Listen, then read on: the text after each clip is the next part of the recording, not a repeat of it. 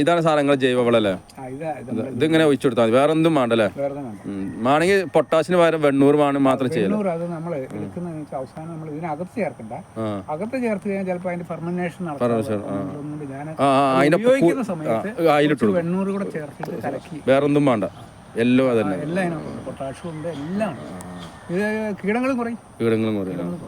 ഈ വേപ്പുണ്ണാക്ക് നല്ലോണമുണ്ട്.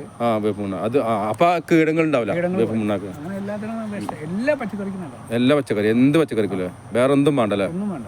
ഒരു ബക്കറ്റ് ചാണകം, ഒരു 5 കിലോ കടലപ്പിണ്ണാക്ക്, 5 കിലോ വേപ്പും പിണ്ണാക്ക്, 5 കിലോ എല്ലുപൊടി ചേർത്തിട്ട് കലക്കി വെച്ച് കഴിഞ്ഞാൽ ഒരു 4-5 ദിവസം കഴിയുമ്പോഴത്തേക്കും പാകമാവും. പാകമായതാണ്. ഇത് കുറച്ച് ഉപയോഗിച്ചതാണ്, ബാക്കി ശേഷി. എത്ര അങ്ങനെ വെച്ചാലും കുഴപ്പമില്ല, നല്ല ഇത് കുറേ ദിവസം വെച്ചുകൊണ്ടിരുന്നാൽ ഇതിന് ഭയങ്കര സ്മെല്ലുണ്ടാവും. അത് അധികം ദിവസം വെക്കാതെ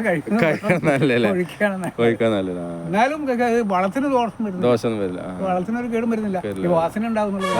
വളത്തിന് കൂടുതലായി നമുക്ക് ഉപയോഗിക്കുമ്പോൾ ചെറിയൊരു മാറ്റം, ഉപയോഗിക്കുമ്പോൾ ഒരു ബുദ്ധിമുട്ടുണ്ട്. എന്നാ ശരി, ഓക്കെ.